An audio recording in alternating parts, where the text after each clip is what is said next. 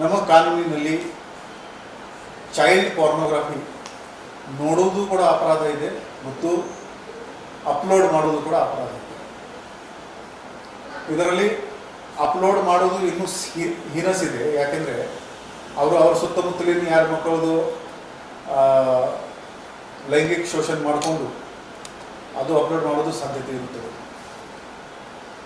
ಈ ಎಲ್ಲ child ಪಾರ್ನೋಗ್ರಫಿ upload ಯಾರು ಮಾಡ್ತಾರೆ ಅದು ಎಲ್ಲ social media companies IP address ತಗೊಂಡು ನಮ್ಮದು Indian cyber crime coordination centre ಏನಿದೆ ಅವರಿಗೆ ಮಾಹಿತಿ ನೀಡ್ತಾರೆ.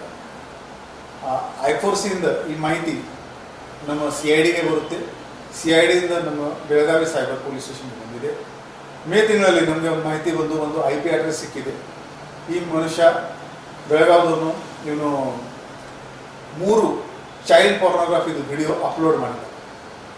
ಆ ಆಧಾರದ ಮೇಲೆ ಅವನು IP ತಗೊಂಡು ಅವನು ಡೀಟೇಲ್ಸ್ ತಗೊಂಡು ನಮ್ಮ ಸೈಬರ್ ಕ್ರೈಮ್ ಅಧಿಕಾರಿ ACP ಶ್ರೀ ಮಂಟೂರ್ ಮತ್ತು PI ಶ್ರೀ ಗಾಲಿ ಮತ್ತು ಅವ್ರ ತಂಡ ಈ ಶ್ರೀನಾಥ್ ಅಂತ ಈ ಬೆಳಗಾವಿದವನು ಇವನಿಗೆ ದಸ್ತಗಿರಿ ಮಾಡಿದ್ದಾರೆ. ಇವನಿಂದ ಮೊಬೈಲ್ ಕೂಡ ಸೀಸ್ ಮಾಡಿದ್ದಾರೆ ಮತ್ತು ಇವನ ಮೇಲೆ ಕಾನೂನಿ ಕ್ರಮ ಜರುಗಿಸಲಾಗ್ತದೆ.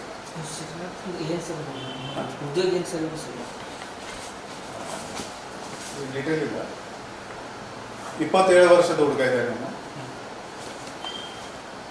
ಮತ್ತೊಮ್ಮೆ ನಾವು ಸಾರ್ವಜನಿಕರಿಗೆ ಒಂದು ಎಚ್ಚರಿಕೆ ನೀಡ್ತಾ ಇದ್ದೀವಿ. ಚೈಲ್ಡ್ ಪಾರ್ನೋಗ್ರಫಿ ನೋಡೋದು ಕೂಡ ಅಪರಾಧ ಇದೆ. ಅಪ್ಲೋಡ್ ಮಾಡೋದು ಇನ್ನೂ ಹೀನಸ್ ಅಪರಾಧ. ಅಪ್ಲೋಡ್ ಮಾಡಿದರೆ ಖಂಡಿತವಾಗಿ 1 ದಿನ 2 ದಿನ ಪೊಲೀಸ್ ನಿಮ್ಮ ದಾರಿಯಲ್ಲಿ ಬರ್ತಾರೆ. ಸರ್ ಯಾರ್ದು ಅಂದ್ರೆ ವಿಡಿಯೋ ಅಪ್ಲೋಡ್ಗಳು ಮಾಡ್ತಾ ಇದ್ರು ಸರ್? ಇವ್ರದೇ ತನಿಖೆನಲ್ಲಿ ನಡ್ತಾ ಇದೆ. ಅವ್ನು ಹೇಳಿಕೆನಲ್ಲಿ ಅದನ್ನು ನಾನು ನನಗೆ ಬೇರೆ ಕಡೆ ಬಂತು, ನಾನು ಅಪ್ಲೋಡ್ ಮಾಡಿದ್ದೀನಿ ಅಂತ.